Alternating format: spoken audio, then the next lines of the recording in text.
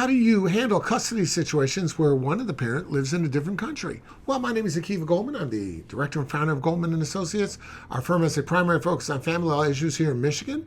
And today we're going to continue our video series designed to educate and inform the public. So please subscribe to our channel. Got to understand one thing about international custody. The court is still going to evaluate the custody based on the same factors. Will the fact that you live in England and the child's here in Michigan, is that going to make a difference? Well, it might make a difference just in terms of how the court fashions the order, because clearly that custody decision is not going to be the same as if you lived in Oak Park, the other side lives in Southfield. In that situation, we can fashion parenting time a certain way, vacations a certain way. We can deal with pick up and drop off for school a certain way, no problem. When you've got one parent that lives out of the country, though, problem. We can't necessarily do it the old way. It doesn't mean that we can't have a custodial situation. It just means that we got to realize one parent's local. One parent has the kids. If the kids are living with the local parent, that parent has to be able to make decisions, quick decisions. It has to be, sometimes there's a medical emergency. They got to be able to have the custodial rights to do it.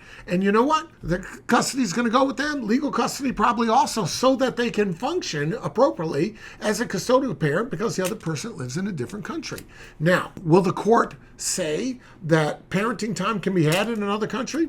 Very well, very possibly. The court might say, for example, summers, you're living in England. The court may say, hey, the kids get to spend their summers in London or wherever. Court may do that. It's going to impact how the parenting is accomplished, but the core decision about custody is still going to take into account the best interests of the child. It's still going to take into account how we decide what makes most sense for the kids in terms of their being able to thrive in terms of their development. If you have any questions about your case, reach out. We'll be glad to help you out.